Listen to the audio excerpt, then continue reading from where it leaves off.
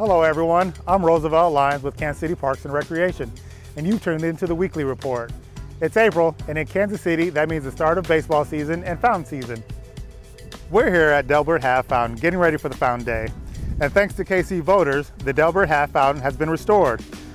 Voter-approved bonds for Go KC projects funded new pumps and concrete work for this fountain. Join us on Tuesday, April 16th at 11 a.m. at the Delbert Half Fountain as the city turns on the fountains for the 2019 fountain season. And be sure to check out kcmo.gov/GoKC for more info on Go KC projects. The annual spring leaf and brush pickup begins April 8th for South Kansas City residents. The Central Zone pickup takes place the week of April 15th and Northland pickup the week of April 22nd. Remember, you may leave up to 20 bags or bundles of leaves and brush on your curb on your regularly designated trash pickup day. The city's leaf and brush drop-off sites are also now open. The sites are located at 11660 North Main, 1815 North Shoto Trafficway, and 10301 Raytown Road. Drop-off is free to residents on Saturdays with identification. For more information about leaf and brush, visit kcmo.gov and search leaf and brush. Parents, it's never too early to start planning for the summer. Are you looking for something fun for your kids to do this summer? Check out the mini summer camp program sponsored by Kansas City Parks and Recreation. Kansas City Parks and Recreation has activities for the whole family. Looking for something for your teenagers to do? Check out our Club KC programs. Also our Mayor's Night Hoops, Night Kicks, and Night Nets program. Looking to get in shape for the summer? Buy an all-access pass from Kansas City Parks and Recreation. It's good at all 10 of our community centers, including our 3 indoor pools. And check out our other fun special activities for families, like Train Day, the Teddy Bear Picnic, and the Big Picnic. You can find information for all of these activities at kcparks.org. Do you want to know more about what's happening in Kansas City? Check out the latest edition of the city magazine, KC More. You can get them at any of our 10 community centers or online at kcmo.gov/KCMore. Thanks for watching the Weekly Report. I'm Roosevelt Lyons with Parks and Recreation. Now check out these other great videos from other city departments. What do you get when you have a thriving arts sector, a mayor who recognizes its impact on the city's quality of life and economy, a task force of city leaders, and extensive citizen input? You get a 10-year plan with 10 goals and an office to implement those goals. That office is the Office of Culture and Creative Services that was started in 2015. Since that time, the office has partnered with the arts and non-arts sectors to implement many of those goals through programs that it has managed or has started. Programs like the Film Development Program that has attracted productions like Queer Eye and American Ninja Warrior to Kansas City, an unprecedented citywide arts festival, 2 microloan programs for artists, and the office also manages the Neighborhood Tourist Development Fund, which in last fiscal year alone has leveraged an estimated $42 million and 866 jobs. To find out what's happening with the Office of Culture and Creative Services and other city departments, pick up the spring-summer edition of KC More magazine at an outlet near you or access it on kcmo.gov. The Kansas City, Missouri Police Department is joining other law enforcement agencies all over the country for Drug Take-Back Day on April 27th. KCPD and the Missouri Western Interdiction Task Force will collect unused prescription and over-the-counter medications, no questions asked. The effort is part of a nationwide program under the U.S. Drug Enforcement Administration. KCPD spokesman Jake Bakina. So this drug take-back events, these are very important for a few reasons. We want to provide people a safe channel to get rid of unwanted prescription medications that they may have around the home for a variety of reasons. If they've expired, if a loved one has passed away, someone's moved away, they need to safely get rid of these prescription medications so that they are not accessible to someone who was not prescribed these medicines and may take them or abuse them inappropriately. What we know is that many times people have access to prescription medications that are not theirs. We want to cut down on that availability for a public safety and a public health standpoint, because these abuses of prescription medications can cause many problems down the road that become a bigger health issue, a bigger legal issue, and a bigger overall public safety and public health issue. Medication from businesses such as pharmacies, hospitals, and doctors will not be accepted. Neither will they accept needles, injectables, aerosols, or inhalers. Bringing unused and expired drugs to the waste disposal location is the safest way to get rid of them. The reason that it's important to safely dispose of these medications, to have them destroyed properly, we don't want people to flush them down the toilet or throw them out in the trash. Again, if you put them out in the trash, they still could become available to another person or an animal or somebody passing by. They could become a toxin to the water system. They can get into the water system through the sewer system.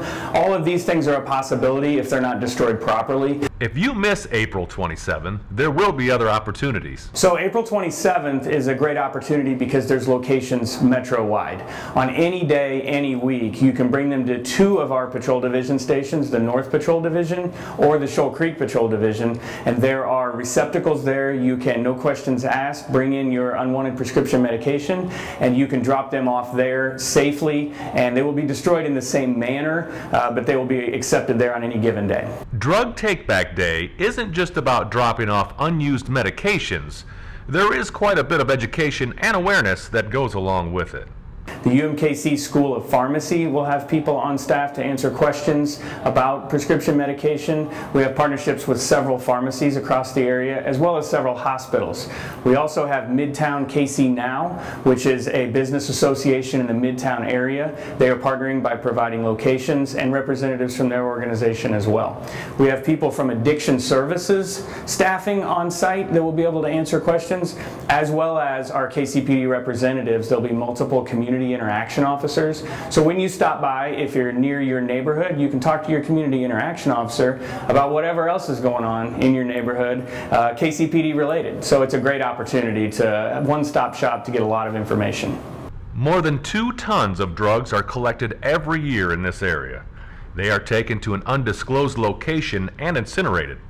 The hours of collection will be 10 a.m. to 2 p.m. on Saturday, April 27 at 11 different citywide locations. I'm Sergeant Matt Fisher. Have a safe week.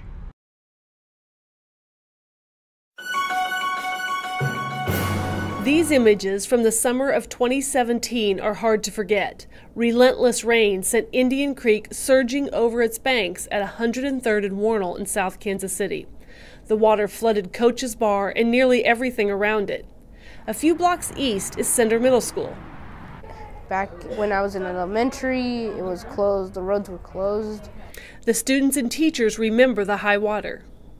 In our area, we've had a lot of flooding, and the kids kind of understand about that and talk about it because their houses get flooded, or they know someone that happened to something that happened to someone. Over the summer, Coaches and the surrounding buildings will be torn down and replaced with open space dedicated to the passage of floodwaters. For a class assignment, these 6th graders were asked to imagine what else could be built. There'd be like a small slide, a little rope climb jungle gym. KC Water's stormwater engineer Diana Johnson and senior planner Richard Allen from KC Parks and Recreation visited the class to explain the power of floodwaters and what it takes to create a park. Whenever we reach out to the kids, I think it's a great opportunity to first teach them, the processes that you sometimes go through developing, a park, and then also I think it gets them some ownership and some involvement in, the development of the park. I love the energy that the kids have and the ideas, they just flow. And if you can put a hands-on approach to what they've learned in the classroom, then you get something great. They take what they've learned about plantings and grasses and development, and they go and they make some absolutely wonderful things happen. The students display their ideas at the school science fair. Although there's no guarantee these designs will become reality, their teacher is thrilled someone asked the students for their input. I think so often we forget to include kids and the community matters and the important decisions that happen here, but it's their community too. And so I just hope that with their creation that they feel like they have had a voice in what could happen in that area and that they feel good about it. For KC Water, I'm Brooke Givens. The 31st annual Trolley Run happens on April 28th, and it's supported by the Neighborhood Tourist Development Fund. It is also the largest fundraiser for CCVI, or the Children's Center for the Visually Impaired. Here to tell us more about the organization and all about the Trolley Run is Trolley Run co-chair Angie Neese. Angie, thank you for being here on the Trolley Trail. Happy to be here. Now, can you give us a little bit of information about CCVI and the services that they provide? Yes, the Children's Center for the Visually Impaired was started in 1952, entering its 67th year, and they provide comprehensive services for blind and visually impaired children from birth to age 5. These children are referred to CCVI from physicians, state and local county agencies, and CCVI provides physical therapy, occupational therapy. They offer a home-based infant program that serves 225 infants, supportive family services, a preschool and kindergarten program. They really do everything possible to help these children and their families realize that these children have so much potential. They can enter elementary school ready to succeed, ready to excel in a sighted world. It's very comprehensive. And a huge part of the proceeds from the run go right back to CCVI. Yes, yes. So when did the Trolley Run, why did the Trolley Run get started on the Trolley Run? What was the history behind that? Yes, back in the day before I was a part of the CCVI community, Michael Forbes Restaurants initially proposed the idea of the run to the Friends of CCVI 31 years ago.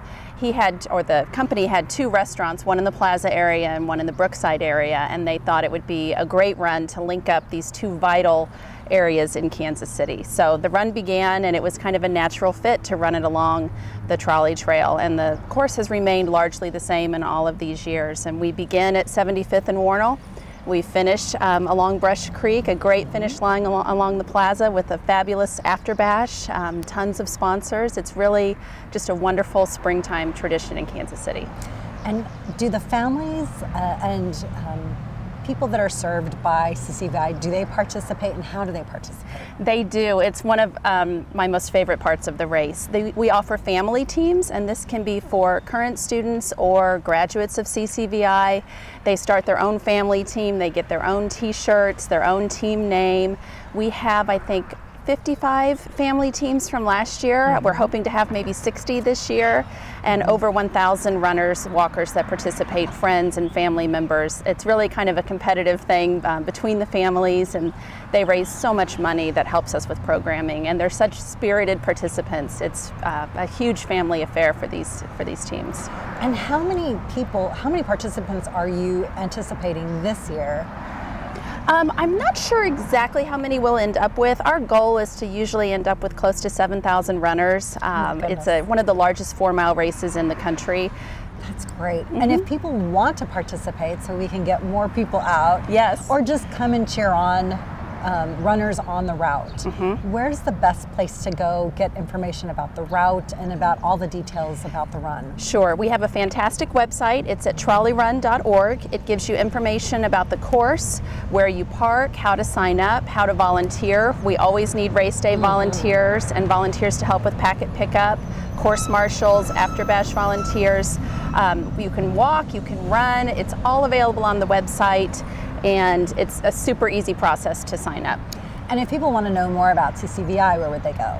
They can go to ccvi.org. There are also some links on the Trolley Run website that will give people information really about how their money affects CCVI. It goes directly toward programming, and we highlight several ways in which their money provides support for these amazing children. Great. Well, thank you so much for having us out here on this beautiful day. Hopefully we'll all also be beautiful, because it's rain or shine, correct? It is rain or shine, no refunds. We do watch the weather, but it is a monumental event to put on, so we can unfortunately not reschedule race day. So yes, hopeful for some good weather. Thank you so much. Thank you. The Neighborhood Tourist Development Fund supports local nonprofits that bring cultural, social, educational, and recreational activities to our area.